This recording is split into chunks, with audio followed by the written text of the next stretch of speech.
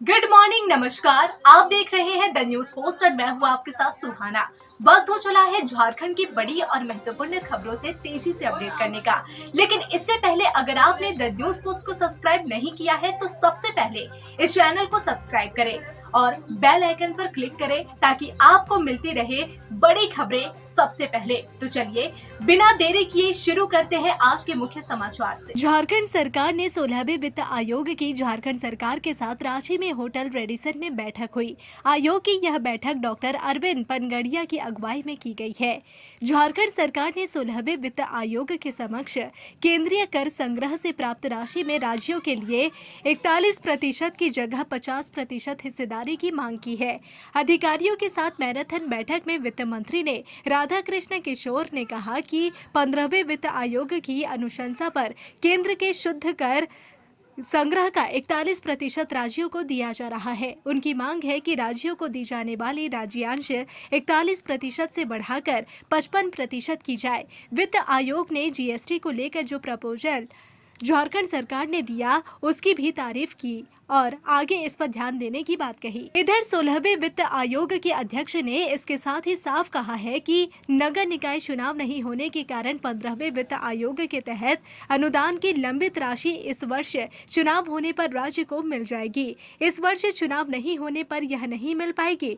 वहीं वित्त मंत्री राधाकृष्ण किशोर ने बैठक में बकाया पैसे की भी मांग की। उन्होंने इसे दुर्भाग्यपूर्ण बताते हुए कहा कि कोयला खनन क्षेत्र की विभिन्न कोयला कंपनियों पर कुल 1,36,042 करोड़ रुपए की राशि बकाया है। अगर केंद्र सरकार इस बकाया राशि का भुगतान कर दे तो झारखंड के विकास को निश्चित रूप से गति मिलेगी। झारखंड की हेमंत सोरेन सरकार ने आखिरकार मैया सम्मान योजना का पैसा देना शुरू कर दिया है। सभी के खाते में अप्रैल महीने का 2500 रुपए ट्रांसफर होना शुरू हो गया है। मालूम हो कि पहले अप्रैल मई महीने का पैसा एक साथ 5,000 रुपए देने की बात कही जा रही थी, लेकिन सिर्फ अप्रैल महीने की किस्त ही देने पर हामी भरी गई। दरअसल 13 मई को ही महिला बाल विकास और सामाजिक सुरक्षा विभाग की ओर से 9,609 करोड़ रुपए जिला कोषांगों को आवंटित कर दिया गया था। उसी वक्त इस बात की संभावना जताई गई थी कि एक साथ अप्रैल मई महीने की किस्त के तौर पर 5,000 रुपए ट्रांसफर किए जाएंगे, लेकिन ऐसा नहीं हुआ क्योंकि विभाग की ओर से जिला कोषांगों को स्पष्ट निर्देश दिया गया था कि राशि ट्रांसफर करने के लिए लाभुकों की लिस्ट में किसी तरह की कोई गलती ना हो, यानी इसकी योग्यता रखने वाली महिला को ही पैसा मिले। मई के आखिरी हफ्ते में मैया सम्मान योजना का पैसा मिलने की बात सामने आ रही थी, लेकिन देरी होने के चलते कई तरह के आशंका के बादल घूमने लगे। जी हां, आखिरकार अप्रैल महीने का पैसा लाभुकों के खाते में आने लगा। उम्मीद की जा रही है कि मई महीने का पैसा भी जून में आ जाएगा। वैसे भी झारखंड सरकार ने मैया योजना के अगले 6 महीने के पैसे का आवंटन कर दिया है। पूर्वी सिंहभूम जिले में 77,000 लाभुकों के बैंक खाते में मैया सम्मान की राशि नहीं भेजी जाएगी। जमशेदपुर अंचल और गोलमुरी सह जुगसलाई प्रखंड में सबसे ज्यादा लाभुकों के बैंक खाते होल्ड किए गए हैं। इसकी संख्या 27,000 से भी अधिक है। वहीं सबसे कम खाते चाकुलिया अंचल में होल्ड किए गए हैं। इनकी संख्या 674 है। प्रखंड स्तर पर इन आवेदनों की जांच कराई जा रही है। जांच प्रक्रिया में अगर सही पाए जाते हैं तो इनके खाते में राशि भेजी जाएगी। इस प्रक्रिया के पूरा होने में अभी वक्त लगेगा। अगर गड़बड़ी मिली तो लाभुकों को पैसे लौटाने होंगे। इस संबंध में कार्रवाई भी होगी। विभाग के अनुसार योजना के अलावा किसी भी दूसरी पेंशन योजना का लाभ उठा रही महिलाओं को या लाभुकों से योजना की राशि वापस ली जाएगी। साथ ही लाभुकों को योजना से वंचित भी किया जाएगा। बोकारो विधायक श्वेता सिंह के वोटर आईडी और पैन कार्ड मामले में जांच तेज हो गई है। चुनाव आयोग सभी बिंदुओं पर मंथन करने के बाद आयकर विभाग को पत्र लिखा है। इस पत्र में श्वेता सिंह से जुड़ी जानकारी की मांग की गई है। इससे पहले बीएसएल को भी पत्र लिखकर विधायक के रेंट के बारे में जानकारी मांगी गई थी। इससे साफ है कि अब इस जांच में खुलासा जल्द हो सकता है। साथ ही विधायक श्वेता सिंह को लेकर जल्द ही चुनाव आयोग अपना रुख साफ करेगा।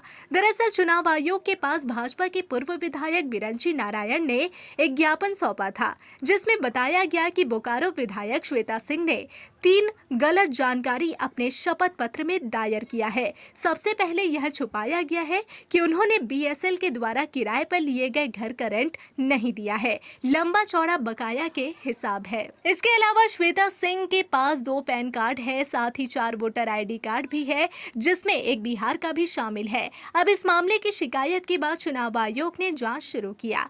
पैन कार्ड से जुड़ी जानकारी के लिए आयकर विभाग को पत्र लिखा है, जिसमें जानकारी मांगी गई है कि आखिर 2 पैन कार्ड कैसे बन सकता है, अगर बनाया गया तो इसके लिए कौन कौन दस्तावेज का इस्तेमाल किया गया है, साथ ही इसका इस्तेमाल कहां कहां किया गया है। अब आयकर विभाग जल्द ही इस मामले में चुनाव आयोग को अपना जवाब देगा, जिसके बाद आगे की कार्रवाई आयोग करेगा।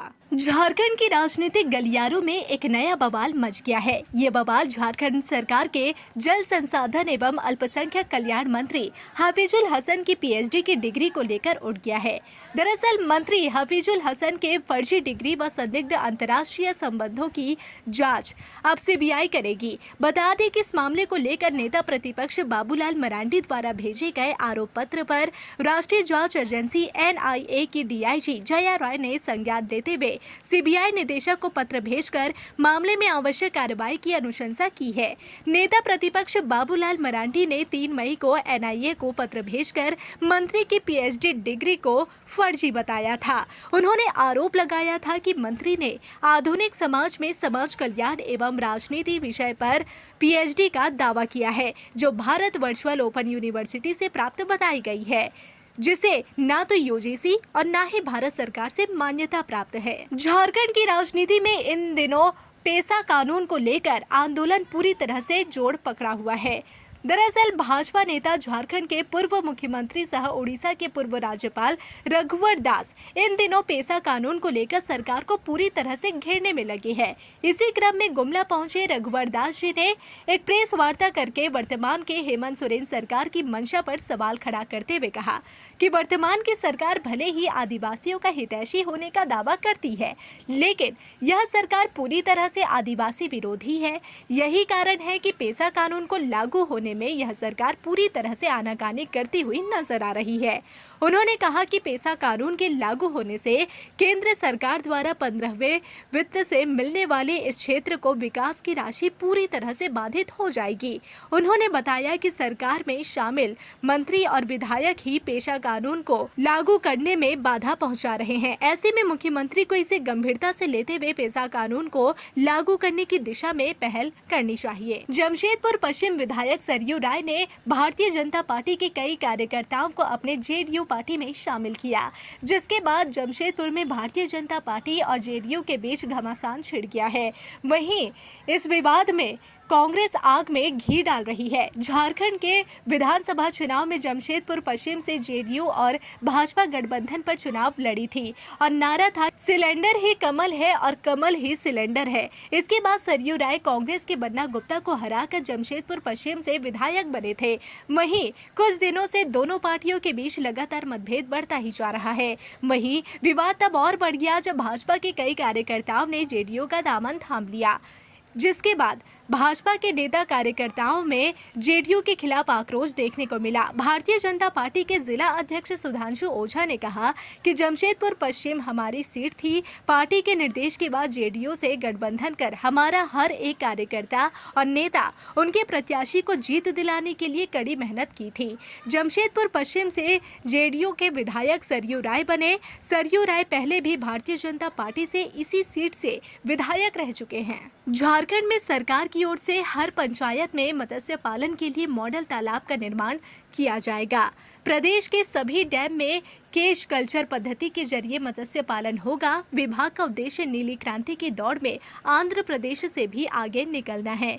अगले 5 साल में प्रति हेक्टेयर 10 मीट्रिक टन मछली उत्पादन का लक्ष्य निर्धारित किया गया है। वर्तमान में प्रति हेक्टेयर 3 मीट्रिक टन ही मछली का उत्पादन हो रहा है। गुरुवार को खेलगांव स्थित टाना भगत इंडोर स्टेडियम में झारखंड मत्स्य महोत्सव के उद्घाटन समारोह में कृषि एवं पशुपालन मंत्री शिल्पी नेहा तिर्की ने उक्त बातें कही। मंत्री ने कहा कि विभाग मत्स्य पालन से जुड़े किसानों की समस्याओं का समाधान करते हुए उन्हें आर्थिक रूप से सबल बनाना चाहता है। कोल इंडिया की सहायक कंपनी CMPDIL किसी भी समय अपना IPO ला सकती है। कोल इंडिया की सबसे बड़ी इकाई BCCL के IPO के लिए भी बहुत जल्द सेबी में आवेदन किया जाएगा। IPO किस तारीख से आएगा यह बाजार की स्थिति पर निर्भर करेगा। BCCL बोर्ड की बैठक में इसकी मंजूरी दे दी गई है। आज संबंधित कागजात अपलोड कर दिए जाएंगे। बता दें कि कोल इंडिया की 2 सहायक कंपनियां BCCL और CMPDIL का IPO आने वाला है। दोनों कंपनियों का IPO एक साथ भी आ सकता है और अलग तिथियों में भी आ सकता है। दोनों कंपनियों में 10 से लेकर 25% तक विनिवेश की योजना है। यहाँ यह कहना गलत नहीं होगा कि कोल इंडिया की सहायक कंपनी ECL को छोड़कर सभी कंपनियों में विनिवेश की रूपरेखा तैयार कर ली गई है। विनिवेश का मजदूर संगठन लगातार विरोध कर रहे हैं। बावजूद इसके बड़े स्तर पर विनिवेश का निर्णय लिया जा चुका है। PP कोर्ट ने FCI सिंदरी के आवासों में अवैध रूप से रह रहे BCCL के 645 कर्मचारियों के खिलाफ गुरुवार को इविक्शन ऑर्डर पारित कर दिया गया है। FCI के रांगामाटी स्थित विभिन्न श्रेणी के 645 आवासों में अवैध रूप से रह रहे सभी BCCL कर्मियों को न्यायालय में हाजिर होने का नोटिस जारी किया गया था। अधिकांश नोटिस धारक न्यायालय में उपस्थित नहीं हुए। कोर्ट ने एक तरफा कार्रवाई करते हुए सभी अवैध कब्जा धारकों के खिलाफ इविक्शन ऑर्डर पारित कर दिया। रैन बसेरा खाली होने के अंदेशे से सभी BCCL कर्मियों में हड़कंप मचा हुआ है। गिरिडीह जिले के बागोदर प्रखंड के खेत को गांव में वन विभाग की टीम ने बिना नोटिस दिए ही बन रहे अगवा आवास के दीवारों को ढहा दिया। यह घटना हजारीबाग के रेंज के वनरक्षी आनंद प्रजापति और उसके टीम द्वारा अंजाम दिया गया है। बताया जाता है जिस जगह अबू आवास का निर्माण हो रहा था वह जगह रैयत का अपना जमीन है, जहां वर्षों से पूरा परिवार रह रहा है। सरकार द्वारा गरीबों को दी जाने वाली अगवा आवास भी इस रैयत को मिला था, लेकिन अचानक वन विभाग की टीम में आकर कच्ची दीवारों को हाथ से ही गिरा दिया। रैयत की पत्नी तारा पांडे रो रो कर अनुनय विनय करती रही और टीम ने एक भी नहीं सुनी। घर के सदस्यों के साथ गाली गलौज, 1-2 महिला के साथ अभद्र व्यवहार कर दिया गया और सवाल उठता है कि जब वर्षों से यह रैयत उस जमीन पर घर बनाकर रह रहा था, तब इतने वर्षों के बाद वन विभाग की टीम अतिक्रमण के नाम पर क्यों नहीं तोड़ी?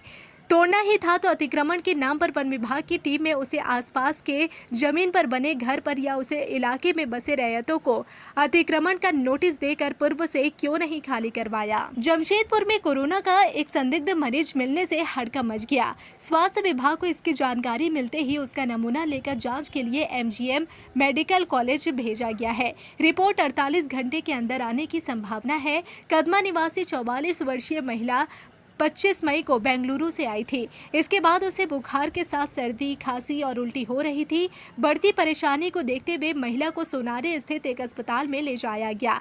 वहां पर चिकित्सकों संदेह होने पर एंटीजन जांच कराया, जिसमें कोरोना की पुष्टि हुई है। देवघर में कोविड के संभावित खतरे को देखते हुए स्वास्थ्य विभाग ने तैयारियां पूरी कर ली है। Civil surgeon doctor Yugal Kishore Chaudhary के अनुसार नए वेरिएंट से निपटने के लिए आइसोलेशन वार्ड, ऑक्सीजन प्लांट और कंसंट्रेटर की व्यवस्था की गई है। स्वास्थ्य विभाग ने नए और पुराने सदर अस्पताल के साथ सारठ व सारवा में लगे ऑक्सीजन प्लांट की जांच की है। मॉक ड्रिल के माध्यम से प्लांट को चालू हालात में रखा गया। जी हां, अस्पतालों में एंटीबायोटिक समेत अन्य आवश्यक दवाएं पर्याप्त मात्रा में उपलब्ध है। जिला महामारी विशेषज्ञ डॉक्टर मनीष शेखर ने बताया कि सभी अस्पतालों में BTM किट से सैंपलिंग की जाएगी। RT-PCR एंटीजन और ट्रू नेट सैंपल जांच किट की मांग की गई है। एम्स में फिलहाल 100 सैंपल की जांच की व्यवस्था की गई है। गुमला सदर अस्पताल की स्थिति काफी खराब बनी हुई है, जिसके कारण मरीजों को काफी दिक्कत का सामना करना पड़ रहा है। अस्पताल में कम बेड की व्यवस्था होने के कारण मरीज को जैसे तैसे रखना पड़ रहा है। सिविल सर्जन ने बेड की कमी के कारण उन्हें दिक्कत हो रही है। इसे लेकर राज्य सरकार को पत्र लिखा गया है। जल्द ही जिला में 200 बेड वाला अस्पताल बनेगा, जिससे लोगों को सुविधा मिल पाएगी। वहीं जिला के civil surgeon doctor Naval Kumar की माने तो अस्पताल की जो क्षमता है वह 100 बेड का है, लेकिन उनके यहाँ पर 250 से अधिक मरीज भर्ती रहते हैं, जिसके कारण उन्हें जैसे तैसे मरीजों को रखना पड़ता है। हालांकि उन्होंने बताया कि जिला में जल्द ही 200 बेड का अतिरिक्त अस्पताल बनने जा रहा है, जिसके बाद व्यवस्था बेहतर हो जाएगी। गुमला शहर में एक पारिवारिक विवाद ने गंभीर मोड़ ले लिया। घाटो बगीचा में रहने वाली 18 वर्षीय सुष्मिता कुमारी ने गमछे से फांसी लगाकर आत्महत्या कर ली। सुष्मिता का अपनी सौतेली मां के साथ विवाद चल रहा था। सुष्मिता अपने पिता पवन और छोटे भाई के साथ किराए के मकान में रहती थी। पवन पिकअप वैन चलाकर परिवार का गुजारा करता है। उसने अपनी पहली पत्नी को 7 साल पहले छोड़ दिया था। पहली पत्नी अपने सबसे छोटे बेटे के साथ सिसई में रहती है। पवन ने करौंदी की रहने वाली रीता देवी से दूसरी शादी कर ली। रीता के 3 बच्चे हैं और वह अपने पहले पति को छोड़कर पवन के साथ रहने लगी। सुष्मिता की बुआ के अनुसार सुष्मिता का अपनी सौतेली मां से विवाद रहता था। लातेहार पुलिस ने PLFI उग्रवादी संगठन के एक सक्रिय सदस्य विष्णु उराव को गिरफ्तार कर लिया है। विष्णु गुमला के भरनो स्थित भड़गांव के खलबी टोला का रहने वाला है। पुलिस ने उसके पास से लेवी मांगने के लिए इस्तेमाल किया जाने वाला मोबाइल फोन भी बरामद किया है। SDPO अरविंद कुमार के अनुसार SP कुमार गौरव को गुप्त सूचना मिली थी कि विष्णु उराव PLFI के नाम पर ठेकेदारों को धमकी दे रहा है। इस सूचना के आधार पर उसे गिरफ्तार किया गया। विष्णु 4 अप्रैल 2025 को हड़गड़वा में हुई कई आपराधिक घटनाओं में शामिल था। इनमें संतोष सिंह के क्रशर मशीन पर फायरिंग और फिरोज अहमद के ईंट भट्टा में लेवी मांगने की घटनाएं शामिल है। साथ ही भट्टा के मुंशी पर गोलीबारी का भी आरोप है। लातेहार SP कुमार गौरव को मिली गुप्त सूचना के आधार पर पुलिस ने छिपा दोहर थाना क्षेत्र के बक्सा मोड़ से 5 शातिर लुटेरों को गिरफ्तार कर लिया है। गिरफ्तार आरोपियों में हरिनंदन कुमार उर्फ गोलू, शुभम कुमार मेहता, धीरज कुमार सिंह, रोहित कुमार पटेल और आजाद अंसारी शामिल है। सभी आरोपी गढ़वा और लातेहार जिले के निवासी है। बरवाडीह अनुमंडल पुलिस पदाधिकारी भरत राम ने बताया कि पूछताछ में आरोपियों ने 2 बड़ी लूट की घटनाओं को अंजाम देने की बात स्वीकार की है। 14 मई को छिपा दोहर बाईपास रोड पर टाटा मैजिक से कोल्ड ड्रिंक और पानी की बोतलें लूटी गई थी। 24 मई को एक महिला से 7 लाख रुपए की लूट की गई थी। पुलिस ने आरोपियों के पास से महिला से लूटी हुई 4,05,000 रुपए नगद बरामद कर लिए हैं। इसके अलावा लूट के पैसों से खरीदा गया 75,000 का एप्पल यानी आईफोन भी जब्त कर लिया गया है। लूट में इस्तेमाल किए गए वाहनों में बोलेरो, आर्टिगा, अल्टो, टेम्पो और एक बिना नंबर प्लेट की यामाहा R15 बाइक को बरामद कर लिया गया है। कोडरमा जिले की तिलैया थाना क्षेत्र की मिटको कॉलोनी से पुलिस ने ऑनलाइन सट्टेबाजी के आरोप में 9 लोगों को गिरफ्तार किया है।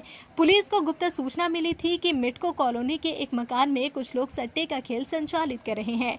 SP अनुदेव सिंह के निर्देश पर तिलैया थाना प्रभारी विनय कुमार ने एक क्विक रेस्पॉन्स टीम के साथ छापेमारी की। मौके से 9 युवक लैपटॉप पर ऑनलाइन चैटिंग करते मिले। पूछताछ में पता चला कि आरोपी रेड्डी ऐप और क्रिकबेट 99 जैसे ऐप के जरिए IPL, फुटबॉल, टेनिस और कसिनो की सट्टेबाजी करवाते थे। आरोपियों ने बताया कि वे पूरे भारत में यह खेल संचालित करते थे। खिलाड़ियों को कॉइन्स उपलब्ध कराए जाते थे। जीतने वालों को ऑनलाइन पैसे ट्रांसफर किए जाते थे। इस खेल में रोजाना 12 से 15 लाख रुपए तक का लेन देन होता था। गिरिडीह जिले के बागोदर नेशनल हाईवे में एक बार फिर तेज रफ्तार का कहर देखने को मिला है। यहां एक अज्ञात वाहन की चपेट में आने से 40 वर्षीय एक व्यक्ति की दर्दनाक मौत हो गई। घटना को लेकर परिजनों में मातम पसरा हुआ है। वहीं पुलिस शव को पोस्टमार्टम के लिए सदर अस्पताल भेज दिया है। बागोदर थाना क्षेत्र के अटका स्थित गांधी टांड निवासी 40 वर्षीय विनोद ठाकुर किसी काम से सुबह में GT रोड पर जा रहे थे। इसी बीच किसी अज्ञात वाहन ने जमुना नगर के पास उन्हें अपनी चपेट में ले लिया, जिससे उसकी मौके पर ही मौत हो गई। घटना के कुछ देर बाद स्थानीय लोगों और राहगीरों ने शव को सड़क पर देखा और इसकी जानकारी बागोदर थाना की पुलिस को दी। गोड्डा नगर थाना क्षेत्र के कुरमन गांव में बीती रात एक घर से चोरी की वारदात सामने आई है। गृह स्वामी बिंदु देवी के घर से चोर लाखों रुपए के जेवर, बर्तन और नकदी ले उड़े। बिंदु देवी ने बताया कि उनके पति रोहित ठाकुर गाड़ी चालक है और वे किसी काम से बाहर गए हुए थे। अकेले होने के कारण बिंदु देवी अपनी सास के घर सोने चली गई थी। सुबह जब वे झाड़ू लगाने घर आई तो घर का ताला टूटा मिला। अंदर जाकर देखा तो ट्रंक और गोदरेज खुले थे और सारा सामान बिखरा पड़ा था। ट्रंक में रखे कांसे के बर्तन, गोदरेज में रखा दुल्हन सेट, पायल, बच्चों की 4 जोड़ी मठिया और 5,000 रुपए नगद गायब मिले। बंगाल की खाड़ी में बने निम्न दबाव के क्षेत्र का असर झारखंड में शुक्रवार को भी दिखा। रांची, गुमला, लातेहार समेत कई जिलों में गरज के साथ बारिश हुई। साथ ही तेज हवा भी चली। आगे भी कई जिलों में गर्जन के साथ हल्की से मध्यम दर्जे की बारिश की संभावना बनी हुई है। मौसम विभाग के अनुसार झारखंड के विभिन्न इलाकों में 2 जून तक गरज के साथ बारिश होने की संभावना बनी हुई है। साथ ही तेज रफ्तार में हवा के चलने और वज्रपात का भी अलर्ट जारी कर दिया गया है। पिछले कुछ दिनों से ही हो रही बारिश ने लोगों को गर्मी से काफी राहत महसूस करवाई है। मौसम विभाग ने 31 मई तक येलो अलर्ट जारी कर दिया है। राज्य में अगले 2 दिनों के दौरान अधिकतम तापमान में कोई बड़े बदलाव की संभावना नहीं है। इसके बाद अगले 3 दिनों में इसमें 3 से 4 डिग्री सेल्सियस की वृद्धि हो सकती है।